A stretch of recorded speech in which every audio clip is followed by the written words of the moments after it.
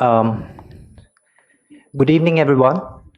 I hope everyone has enjoyed their tea and biscuits, and I'm sure everybody is very much refreshed for this book launch session. And I'm very delighted to invite all of you here. All right. So with this, we begin. We'll begin this book launch session. Good afternoon, ladies and gentlemen. May I take this very opportunity with folded hands and convey my heartiest regards, my sincerity and heartiest regards to each and every one of you, and wish you all Tashi Dele. Well, my name is Kunga Chwendan, and I'm the program coordinator of Tibet House Cultural Center of His Holiness the Dalai Lama, New Delhi, and I'll be moderating this session. Well, first of all, I'm very delighted to warmly welcome each and every one of you for joining with us today, right? To this auspicious book launch session of Miss Gauri Gilji, for which I would like to invite Miss Gauri Gilji to kindly come on stage. I would like to request each and every one of you to give her a big round of applause. Please, ma'am.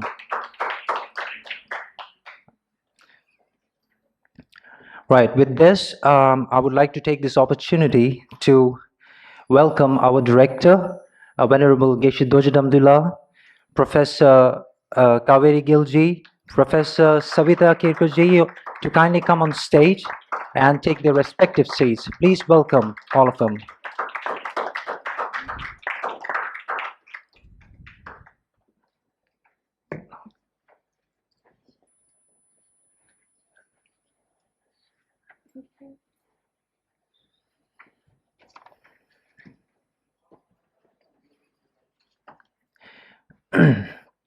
Right, so as we all know that we are here for the book launch of Miss Gauri Gilji. So before I move forward, I would like to introduce you to these two books, which are namely Fields of Sights, and the second one is Acts of Appearances. With this, may I also request now Ms. Gauri Gilji to kindly share her profound experiences, her thoughts, and the very journey during the course of time while she was preparing this book, and also the very insight of this book. Now, without further ado, may I request Ms. Gauri Gilji to kindly proceed this session and share some of her knowledge about her books. Thank you very much. Please give her a big round of applause, please.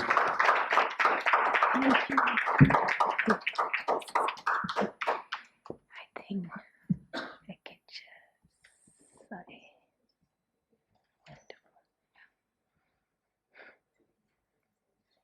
Perfect. Thank you, Tenzin Kungala, and thank you, Tenzin Domala.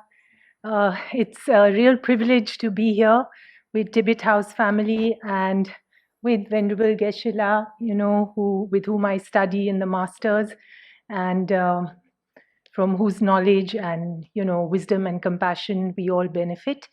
My sister, Professor Kavirila, who is my younger sister, but from whom I've been learning since I was, young myself, and so I'm very lucky. And thank you, Dr. Ketal, for joining. So I just want to, these two books have just come out. I've been working for the last decade in Maharashtra with Adivasi communities. Today we heard the word Adivasi come up, several times, and for good reason, because they are people who actually live the story that, we are speaking of. They are people who are perhaps the oldest inhabitants of the world, indigenous people, and people who today don't have a lot of power and who bear the brunt of, all the development and, so-called development, which in an unequal world does benefit some of us more than others. So the two books, the first one is Fields of Sight, and it began when actually I was asked to do something in a school in Maharashtra, in a village, by an NGO from Japan, and they wanted to bring urban, city-based artists to the village. And so we were all participating in this school, exhibition. And Rajesh Vangad, who's a very fine Varli artist, was one of the artists, and who was participating, and I was invited as a photographer. In the course of living there, I was doing a project with the school children. I didn't know much about Maharashtra, rural Maharashtra. I didn't know much about the Varli people, the Varli tribe. But in the course of my time, I just started taking some pictures for myself of the landscape, which I found very beautiful and idyllic. But every day when we would sit down over dinner, or, I was living in Rajeshji's brother's house, and he would tell me stories, Rajeshji, of the village and how he grew up, the school he went to, how things have changed, how, the community would live with the river, with, as Ashishi pointed out, the river as mother, sister, brother, trees as your sisters and brothers, and so many things he would tell me. And later I looked at the pictures and I just saw the limitation of photography. Those stories were missing. And I felt his knowledge, the community's knowledge, his experience, I felt my pictures were dishonest. And so in a slow process, we decided to collaborate, and that the picture would become a kind of stage on which he could stand and speak and tell his story. So this is one of the first works we made. It's called Factory and River. And the book has just come out now after 10 years of this work. And it has about 64, I think, works. And we have also collaboratively written captions in English and Hindi about each work. So I'm just going to read this caption about Factory and River. This photo painting is made on the basis of a true incident. It represents what is happening all over the world today. I, Rajesh Vangad, am the son of a poor farming household. Our fields and homes sit right next to this very factory, or as we call it, company, which manufactures alcohol. I worked in it for 10 years alongside plowing the fields and making Varli paintings. In earlier times, paddy, as well as every single vegetable, flower, and fruit, was grown in our region. The water of the river, the quality of the air, it was all excellent. Today, our farming is drastically reduced. The vegetables, fruit, and flowers, and the fish in the river are available only in very small quantities due to the influx of chemicals from the company, which flow directly into the river water. Due to this, the water is contaminated and the fish in the river die. The cattle, goats, insects, birds, and wildlife who depend upon this water also die. So many living beings are affected by the chemicals of the company and the smoke rising from the boiler, due to which trees and plants have started to perish. From both near and far away, you can see the outspread of smoke and yet more smoke.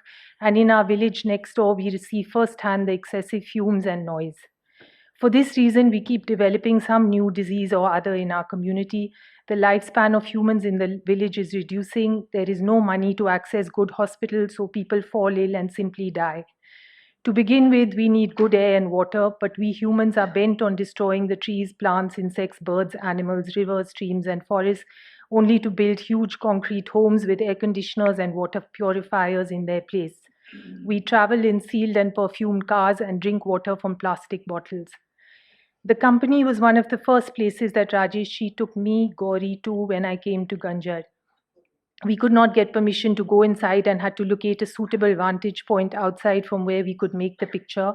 You cannot see the contaminants entering the water with the naked eye or even in the photograph, but Rajesh could depict them through his drawing. So you can actually see, um, you can see how the water comes into the river and all the animals that are suffering in the river, and of course it affects the human beings. So I'm just going to quickly run through some images which will just give you an overview: the destruction of the forests, moonlight in the forests, what forests have meant to Adivasi people, gods of the home and village, the whole, everything is sacred in the Adivasi imagination, the sweet and salty sea, and these very special birds that revere the sea because they find every taste in it, from sweet to salty. uh, people coming to the city to migrate, this migration that is taking place, the drought and the flood, two sides of the same coin. Building the city, how people from, for instance, Rajeshji's village have to migrate to cities like Bombay to build the city for other people who live in, these homes or these buildings. Truth of suffering.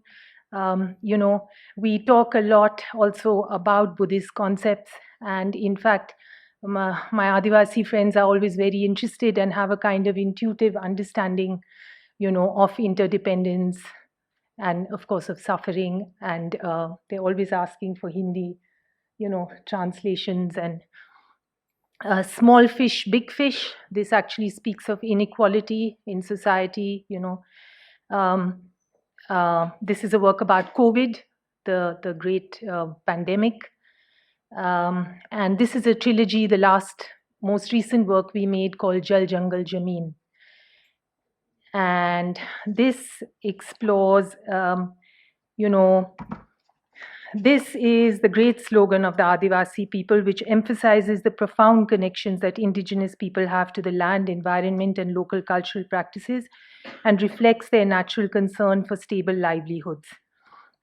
It's a long caption, so I won't read all of it. But the books are outside, and you can always, look at them and read.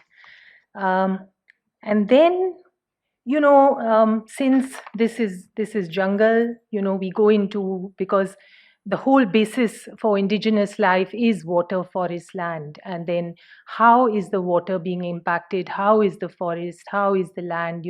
The people feel it a- as on their own body, right? And they, in fact, yes, bear the brunt of, from the bullet train to the highway to, they are not consulted, and yet they are the ones who pay the price. So we have tried to go into, these works are large works, and there's a lot of detail. So in the book, we've also tried to extract the details so that you can see more close up.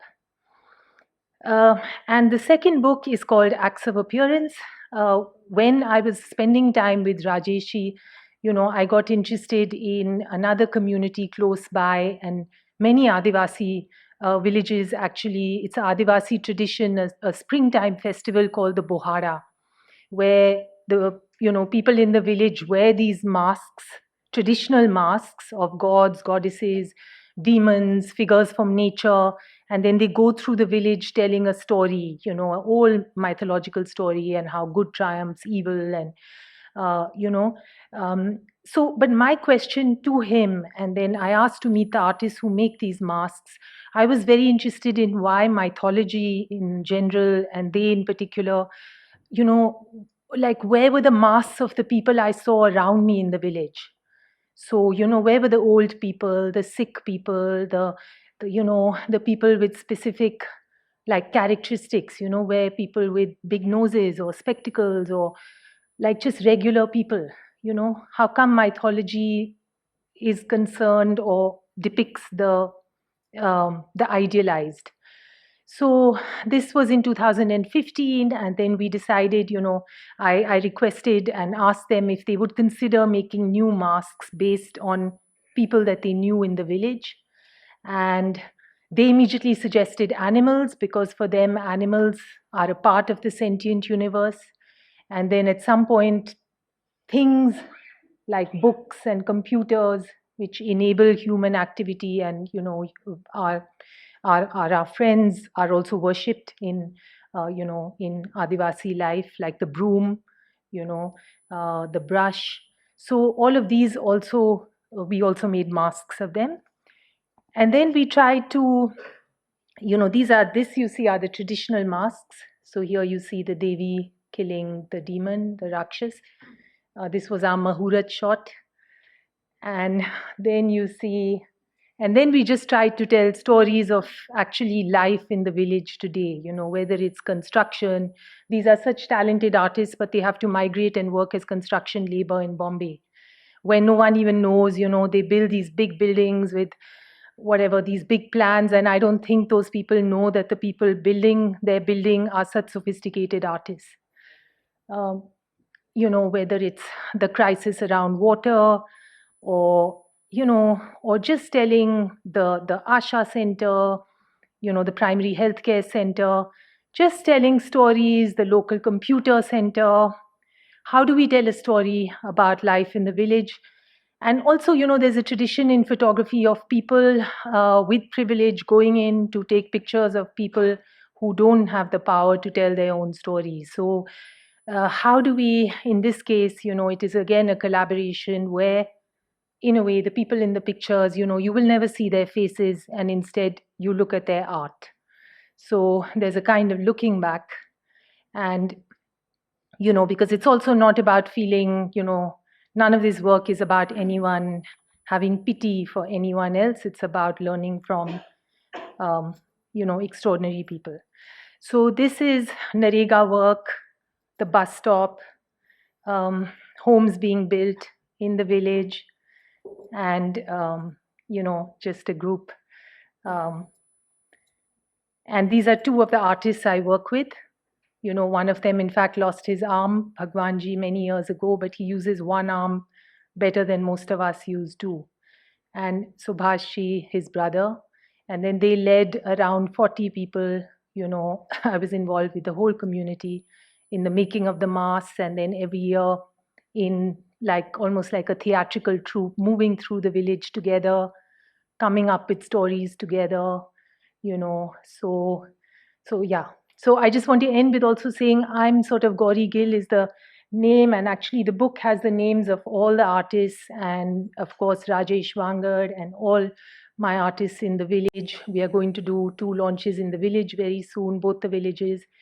And yes, it's a kind of label which is put, on a whole set of processes and people, interconnected, interdependent, and so you see this one name, but there's a lot behind it. So, yeah, so I just thank you very much, and thank you for having me.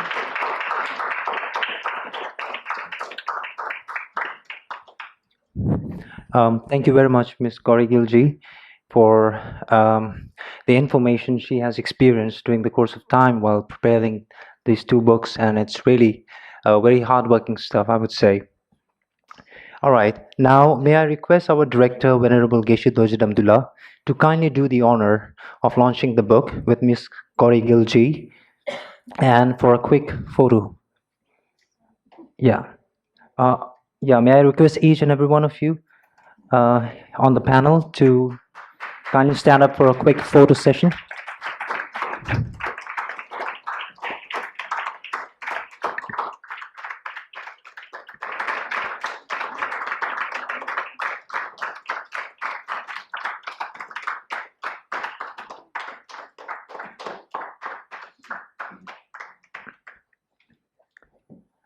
Thank you very much, everyone. And now I would like to request Venerable Geshe Dojid Abdullah to kindly offer the white scarf as a token of gratitude, and the souvenir to Ms. Gauri Gilji.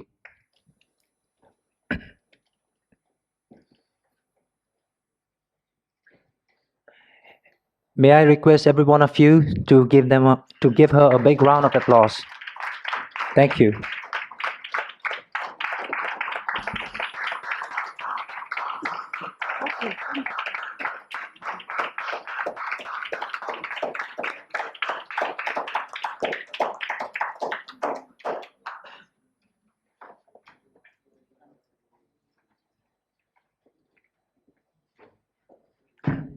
All right, thank you very much, Venerable Geshe Dojid Abdullah, Ms. Gauri Gilji, Professor Kaveri ji, and Professor Savita Kirko ji. Thank you very much.